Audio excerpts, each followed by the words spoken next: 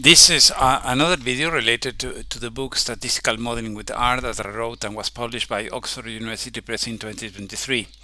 In this video, I'm going to talk about GLMs, Generalized Linear Models, starting with an explanation of why they are so important and relevant, to be followed by an explanation of the components of a GLM, how they are fitted in the Bayesian and frequentist frameworks, and how we assess the goodness of fit of models of GLMs. This will involve defining new residuals different from the ones that we have used in the videos and chapters related to the general linear model. So, in 1972, Nelder and Wedderburn, here in the picture, published a very important paper, one of the most important of the second half of the 20th century, in which they formulated the generalized linear model, which we are going to refer to as GLMs hereafter. The general linear model synthesized, organized, and extended several up to then disconnected modeling approaches into a common framework for parameter estimation and inference. So up to then, many or most, but not necessarily all, statistical analysis involved transforming the response variable with nonlinear functions so as to be able to use the general linear model, which was the workhorse of the statistic for most of the 20th century. This transformation including, for counts, taking the square root of the count plus 3/8, and for proportions, taking the arc sine of the square root of that proportion, so that these transform variables were apparently close to being normally distributed, so as to be able to use the general linear models. Many simulations have repeatedly shown that this nonlinear transformation of the response variables did not work, in the sense that after simulating the data and therefore knowing the parameter estimates involved in these simulations, the authors use these transformation functions of the response variable and try to recover the parameter estimates, and they repeatedly showed that these parameter estimates were highly biased and very imprecise. So the components of a GLM, there are three main components. First is the probability function, sometimes called the random component. Is one of the probability density or mass functions belonging to the exponential family. The exponential family is a family that generates other common probability distributions as special cases. They include for binary type of data, which we model using the binomial distribution. For counts, we may use the Poisson distributions. For proportions, we may use the beta. For real values, negative or positive, we may use the normal distribution. And for strictly positive real values, we may use the gamma distribution or the Tweedy. All these distributions, except the ones highlighted in yellow, are special cases of the exponential family. I'm going to show one example in the coming slide. The other commonly used distributions, the negative binomial, the beta, and the Tweedy, can, with minor adjustments, be modeled as if belonging to the exponential family, which is a great simplification for the estimation of the parameters of models using these probability distributions for the response variable. So instead of developing specific estimating methods for each probability density functions, these methods were formulated for the exponential family, so that a model that includes each of these distributions as a special case. So the expression for the exponential family is obviously an exponential function shown here in the formula, and so where the expressions a of phi, b of theta, and c of y and phi are mathematical functions whose derivatives allow to obtain the expected value of the response variable and the variance of the response variable. This is the second derivative of the function b. The function a, b, and c varies for different probability density functions. So we don't need to reinvent the wheel when we have one. So let's see one example. Here is the expression of the log of the above formula, which linearizes it in a nice way. This is the well-known expression for the binomial distribution, which, if log transformed, can be written as follows, transforming a product into a set of sums. This is all we have done. And then, after manipulating the right-hand side of the previous equation, we can write it in the following way, which, by making a strict identification, we can then see that whenever the function b of theta equals this, we can have the binomial distribution. When phi equals this component log of p over 1 minus p, and when a of phi equals 1. So when we make the following substitutions, we can into the expression of the exponential family, we can recover as a special case the binomial distribution. The same can be done for all other distributions shown in the previous slide. So here is a table that is reprinted from the book, showing the special functions a, b, and c that are used for the different different probability density functions that are commonly used. I recall that the negative binomial and beta are not, strictly speaking, special cases of the exponential family, but they are close enough so that when the dispersion parameter phi, here denoted as phi, is estimated separately, we can then use the algorithms of the exponential developed for the exponential family to estimate the parameters of these GLMs. So the second component is a familiar one, is the linear predictor of the effect of the explanatory variables. Here is simply saying that the explanatory variables x, which can be continuous or categorical, can predict the expected value of y. This is nothing new. This is just the same that we have used in previous chapters and videos involving the general linear model.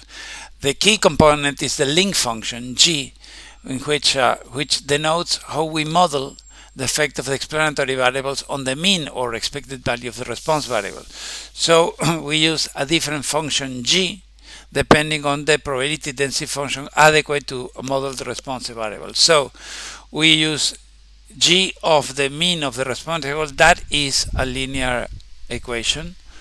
So the response variable is important to realize, and this is why I wrote it in red and in capital letters, that the response variables y in the GLMs is not transformed, since we are just modeling the relationship between its mean or expected value and the explanatory variables in the scale defined by the nonlinear link function g. So the parameters that define the relationship between the explanatory variables and the mean of the response variables are estimated in the scale of the link function, which is where the model is linear. So one example, let's say that we have counts and that we have a numerical explanatory variable. This is a sort of a regression, if you wish.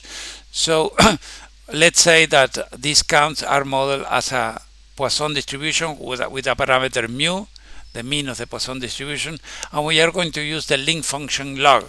So the log of the mean of the response variable is a linear function of the explanatory variables. Here, because the explanatory variable here is numerical, this involves an intercept and a slope. So after we estimate the intercept and the slope in the scale of the link function, we invert the link function and we obtain the expected value of y as a function of the inverse of the link function. If the link function was a log, this is the inverse of the log, which is an exponential. So let's say that we have presence absent data, and we have again a numerical explanatory variable. So in this case, the response variable is modeled as a binomial distribution with parameter p is the probability of success, and we are going to use the link function logit. We are going to see this link function in greater detail in the next video of this series. So the logit link function is the logit of pi is defined as the log of an odds ratio. Odds ratio is the ratio of these probabilities, pi over 1 minus pi, and this is and in this way we can write a linear model. So the effect of the explanatory variable x is linear in the scale of the link function log it. So after that, after estimating the parameters, we invert the link function. It's a very simple mathematical operation, and here we see that for any potential possible value of the explanatory variable, for any potential value of the parameters, we obtain an estimated number, a real number between 0 and 1, that is a probability as pi must be. So the frequency fitting of the GLMs, we use an algorithm, the IWLS, iteratively weighted least squares, which estimates by maximum likelihood the parameters beta. The parameters beta are the ones that define the relationship. It's a vector of parameters that define the effects of the explanatory variables on the response variable on the scale of the linear function. So what we do is the following. The joint probability of observing k independent values of the response variable is, of course, the product of observing all these k values of the response variable given the data. Since the likelihood is proportional to this probability that we saw in previous videos, the probability of obtaining this value is proportional to this product of likelihoods. So what we do is we apply the logarithm to the above equation, and the product of likelihood becomes the sum of likelihoods, which is a linear problem and a lot easier to solve. So the log likelihood of all values, all observed values of y given the parameters, is the sum of the likelihood of each of the independent parameters. And replacing the previous expression into the expression of the exponential family, we obtain simply the following. And then we introduce the effect of the explanatory variables on and the coefficients beta for each explanatory variable together with the link function to obtain an expression that looks threatening, but is actually very simple. This is the inverse of the link function. These are the functions theta, beta, theta, b of theta, a of phi, and c of phi.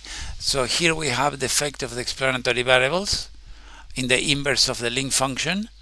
So this is the actual expression that is used in the iteratively weighted least square adaptation of the maximum likelihood method.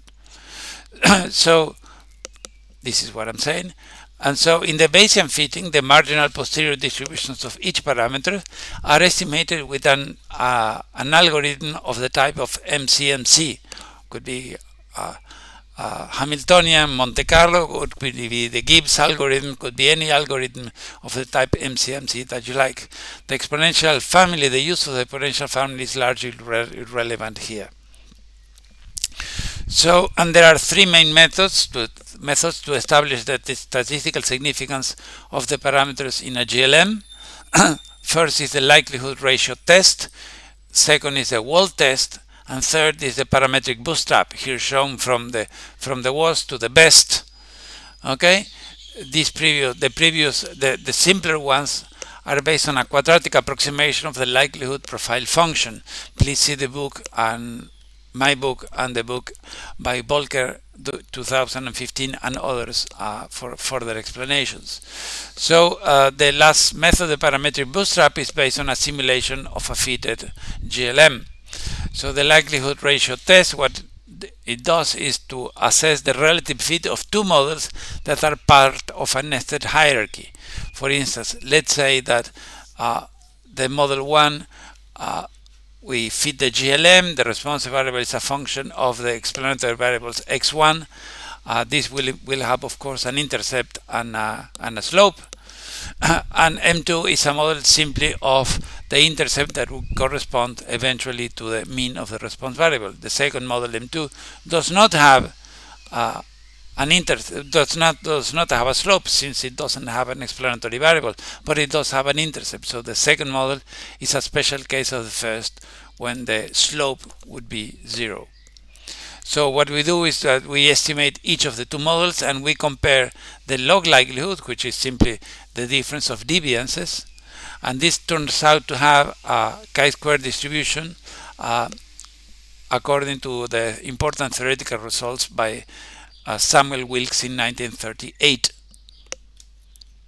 The second method, devised by Abraham Wald, evaluates whether it's a hypothesis test, evaluates whether the parameter beta 1 is either 0 or different from 0. So the parameter beta 1 is the one that relates the explanatory variable with the mean of the response variable in the scale of the link function. So what Wald found is that this ratio, raising to the square the coefficient divided by the variance, the variance of the coefficient is approximately normal with approximately follows a normal distribution with a mean of 0 and a standard deviation of 1. So the potential problem of the first two methods is that their convergence to either the chi-square or the normal distribution, sampling distributions, is asymptotic and strictly valid only for moderate sample, for large sample sizes. So it means that for realistically small sample sizes, as often obtained in sciences, both methods could potentially, not always, potentially overestimate the p-values and exaggerate the statistical significance. The third and best method involves simulations. It's a parametric bootstrap that I'm not going to explain here in detail. Please see the book, that generates its own sampling distribution by simulation. It's valid in all cases, but it can be computationally intensive for very large sample sizes. In order to assess the goodness of fit of GLMs, Nelder and Wedderburn proposed the deviance as a general metric to be minimized when using the maximum likelihood estimation methods. So the deviance is the difference between the saturated model, is a model that has as many parameters as data points, it's a model that has a perfect fit, and my model, the likelihood of my GLM. So this is the perfect fit, this is the actual fit. The difference between the two is what remains to be explained to some extent. So this can be interpreted as a distance between the perfect ideal fit. This is an ideal experiment that never happens, a model with as many parameters as data points, and the fit of the actual model. This is what the deviance means. In a sense, deviance is therefore analogous to the sum of squares of residuals. The larger the deviance, the worse the fit of a GLM to the data. The actual deviance to be minimized changes or depends on the specific probability distribution. Here are some examples. I'm not going to discuss this any further. So, except when the response variable is normal, there is no R square for GLMs. So the computation of the R squares in the GLMs, as I explained before, is based on a peculiarity of the normal distribution within the exponential family, and the peculiarity is that its mean is independent of its variance. There are two completely independent parameters that can have any possible combinations. But there are analogous other methods that we will see in coming videos. So assessing of the goodness of fit of a GLM requires residual analysis. So there are many types of residuals besides the ones that we have been using without any further explanations. For instance, the raw residuals, simply the difference between the observed and the predicted values. The Pearson residuals, where the V of mu is the variance function, please see the book to that, is simply a raw residual, a scaled raw residual. This can be seen that way. And the deviance residual proposed by Nelder and Wedderburn in their landmark article of 1972, in which this is the sign of the difference between the observed and the predicted value, and the square root of dy, where dy is the deviance of the y observation. For the Poisson distribution, therefore, we use the deviance residual would be this one. Okay, simply replacing the deviance of the previous slide for each distribution in this case. So an apparently important theoretical result by Pierce and Sheffer in 1985 said that if a GLM had a perfect fit, both the Pearson and the deviant residual should, in theory, have a normal distribution. The problem is that they do not, and these residuals have been wrongly and often used for many years to assess the goodness of fit of GLMs. We need better residuals applicable to all cases, and this is what I'm going to explain in these slides.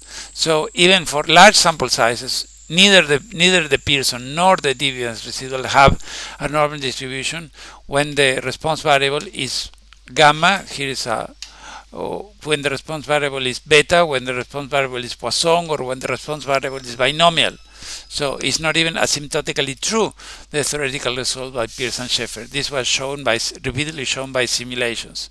So Dunn and Smith, in a very short article in 1996, proposed the randomized quantile residuals that we will use to assess the goodness of fit of generalized linear models, and also of generalized linear mixed models that we will see in coming videos of this series. So the Dunn-Smyth residuals for each observed value of the response variable is calculated from the cumulative distribution of values of the response variables obtained by simulated from the fitted model. So let's assume that the response variable has a normal distribution with a given mean and a dispersion parameter, and that we are going to use the log-link function. So let's simply pretend that this is the fitted GLM. This is the fitted value related, the mean of the related explanatory variables with the response variable, and that we have for x equal 11 the observed value of 3. The model predicts slightly less, but we observe slightly more. So with the fitted GLM, what we do is that we simulate, we pretend that it's true, the fitted GLM and its parameters are true values. We use it to simulate k predicted values for x equal 11. So what we obtain now is a set of simulated values for x equal 11, some of which are going to be higher than the observed value, some are going to be smaller than the observed value of 3. So we can visualize this, say, 500 simulated value for x equal 11 with a histogram, and this is what I'm going to show here. Some of these simulated values are larger than the observed. Many are smaller than the observed. We can also obtain the cumulative distribution function, which is the proportion of y's. This is the previous histogram, and this is the cumulative distribution function. This says that we simulated roughly 72% of the values that are smaller than the observed y, the observed value of 3. So the Dunn-Smyth residual for each datum is obtained from this cumulative distribution function as follows. And for a model of perfect fit, there will be a random scatter of the simulated values around the observed value. So if the model were a perfect fit, 50% of these values are going to be larger than the observed, and 50% of the values are going to be smaller than the observed. So therefore, the Dunn-Smyth residuals, the randomized quantile residuals, should, if the model for a GLM of perfect fit, should have a standard uniform distribution. A standard uniform distribution is a uniform distribution between 0 and 1, and unity, with a mean of 0.5. So the latter results from a theoretical result by Fisher, the probability integral transform, that allows transforming which simply says that the cumulative distribution function has a range of 0, 1, and therefore a standard uniform distribution. The original Dunn-Smyth residuals for any GLMs are therefore any GLM that fits the data well or perfectly is expected to have a standard uniform distribution. So these authors, in the original paper and in a more recent book in 2018, suggested to convert these original residuals calculated in the way, in the manner explained in the previous slide, to a normal distribution. For that, we are going to use the command qnorm to keep the traditional use of the normal distribution in the assessment of residual analysis. So it's very important to realize that this transformation does not force the Dunn-Smyth residuals to have a normal distribution. They will only have a normal distribution when the GLM, the fitted GLM, fits well the data. So when the response variable is discrete, in the common cases are when the response variable is binary or when the response variable is counts, we need an extra step to generate a smooth or continuous distribution of residuals. Please see the details in the book. So the essential idea is that they are a random uniform distribution. This is the stepwise, in dashed lines is the stepwise cumulative distribution function for a discrete response variable. And so what we do is that we add a random uniform value in the way that is explained in the book, so as to obtain a smooth and continuous cumulative probability function.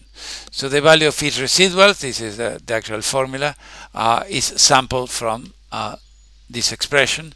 And the important point here is that both Dunn and Smith in their book and more recent papers by these authors have shown that these Dunn and Smith residuals work well for any probability distribution and even for moderate sample sizes.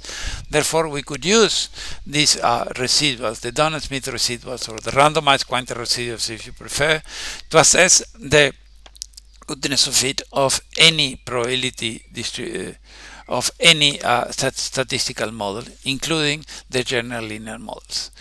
So in this video I have this is a larger theoretical video. I have talked about why GLMs exist and why they are important, the components of GLM, the most important of which is the link function, how they are fitted in the frequencies and Bayesian frameworks, and how we are going to assess the goodness of fit of the GLMs using residuals, the randomized quantile residuals that I prefer to call the Dunn-Smyth residuals, in honor of the people who formulated them. I hope you found this video interesting, and I hope to see you soon. Bye then.